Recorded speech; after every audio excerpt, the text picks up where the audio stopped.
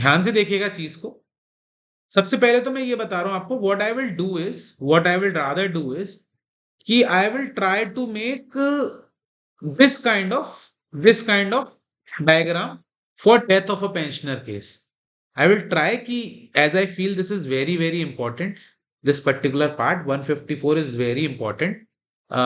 I please mark it is very important. मुझे लग रहा आएगा, तो इसलिए मैं इसके लिए मैंने इसमें चार्ट नहीं बनाया, मेरी गलती है।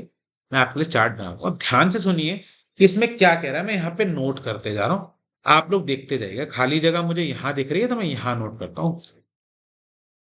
First of all, pension can be drawn for the day of pensioner's death. Simple question arrives कि कब तक की पेंशन दोगे किसी पेंशनर को?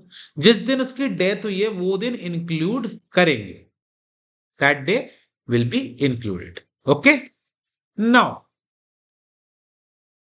The point is when areas are there and these areas are applied within 1 years of death, can be applied within 1 years of death, death के 1 साल के अंदर कर सकते हो, और नहीं करते हो तो they cannot be paid thereafter without sanction of competent authority which is obtained through the accounting authority concerned, provided that, अब ध्यान से देखिए, if the gross amount of arrears does not exceed rupees 50,000, means the arrears till death which are to be paid are less than 50,000, in such a case accounting authority will himself sanction। 50,000 रुपए तक का अगर arrear है ना, accounting authority को कह दिया भैया तुम पे करने के लिए कॉम्पिटेंट हो, you can simply pay. If the arrear is between 50,000 to 2.5 lakh, अगर एरियर 50,000 से लेके 2.5 लाख के बीच में कहीं फॉल करता है आपका एरियर, 50,000 से लेके 2.5 लाख के बीच में आपका एरियर फॉल करता है, in such a case accounting authority only will do it, but an indemnity bond in TR14 duly stamped, means stamp fees के साथ you will have to obtain।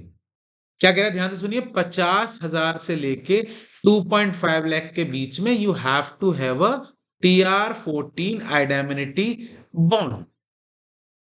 Now if your amount is 75,000 plus, 75,000 से ज्यादा का amount है, then this TR14 form will have to have 2 sureties, there will be 2 sureties.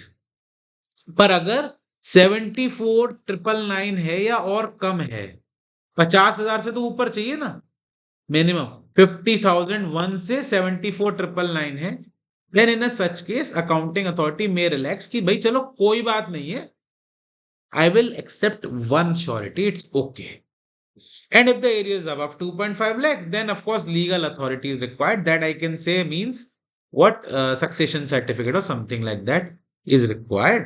अब बंदे की death ही हो गई है तो both portion of pension payment orders, the both portions of PPO will be returned to the accounting authority concerned और death की report कर दी जाएगी। ये मैंने इसलिए भी रिकॉर्ड कर दिया आप लोगों के लिए कि भाई whenever you want to see it again